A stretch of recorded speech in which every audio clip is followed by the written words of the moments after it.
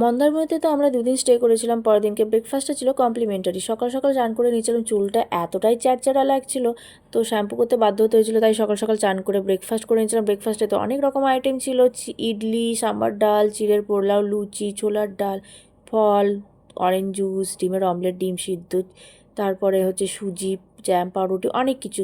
তো আমি সেখান থেকে ইডলি নিয়েছিলাম আর সাম্বার ডাল নিয়েছিলাম। সাম্বার ডালের টেস্টটা জাস্ট ওয়াও ছিল। আর সাথে নিয়েছিলাম হচ্ছে গিয়ে ডিমের অমলেট আর অরেঞ্জ জুস আর 2 টুকরো তরমুজ। আর তারপরে আমরা খেয়ে দিয়ে চলে গেছিলাম সি বিচে রেডি হয়ে। ভেবেছিলাম আজকে পুকিকেও মানে সমুদ্রে নামাবো, ও একটুখানি বালি নিয়ে ঘাটবে। কিন্তু কি আর ভাবনা, ভেবে তো গেছিলাম এক, হয়ে গেল আর এক। এসে দেখি সমুদ্রের ঢেউগুলো আমাদের রিসর্টের পাঁচিলে এসে ধাক্কা মারছে, মানে জোয়ার এসছে। তো সেইটা কমতে কমতে অনেক টাইম লেগে গেছিলো, কিন্তু যখন রেডি হয়ে এসছি জলে নামবো বলে, কেন নামবো না, তাই সমুদ্রে নামতে পারলাম না বলে চলে গেছিলাম সুইমিং পুলে। তো আমার পুকিকে দেখো জলে নামার জন্য পাগল হয়ে যাচ্ছিল, আর এই বেবি পুলে তাই ওকে নামানো হয়েছিল।